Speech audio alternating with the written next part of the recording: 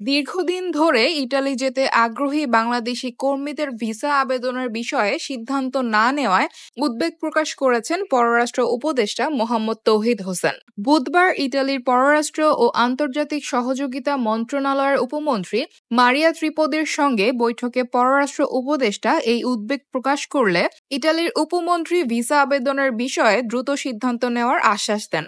পররাষ্ট্র মন্ত্রণালয় থেকে পাঠানো এক বিজ্ঞপ্তিতে জানানো হয়, অভিবাসন ইস্যুতে উভয় পক্ষই উভয় অর্থনীতিতে ইতালিতে প্রবাসী বাংলাদেশিদের অবদানের প্রশংসা করেন।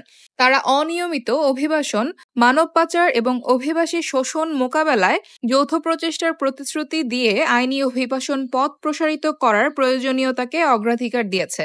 পররাষ্ট্র উপদেষ্টা বাংলাদেশ ও ইতালির মধ্যে গতিশীল অর্থনৈতিক সম্পর্কের ভিত্তিতে আরও ইতালীয় বিনিয়োগের আহ্বান জানান, বিশেষ করে গ্রিনফিল্ড খাতে। মোহাম্মদ তৌহিদ হোসেন আরও অবহিত করেন, বর্তমান সরকার বিশেষ করে বিদেশি বিনিয়োগকারীদের জন্য প্রক্রিয়াগুলো সহজ করে বাংলাদেশে আরও ভালো ব্যবসার পরিবেশ তৈরি করতে নিরলসভাবে কাজ করছে। বাংলাদেশ প্রতিরক্ষা খাতের উপকরণ সংগ্রহের উৎসে বৈচিত্র্য আনতে চায় বলে জানান পররাষ্ট্র উপদেষ্টা। তিনি বাংলাদেশের প্রতিরক্ষা খাতের আধুনিকায়নে অবদান রাখতে ইতালির আগ্রহকে স্বাগত জানান।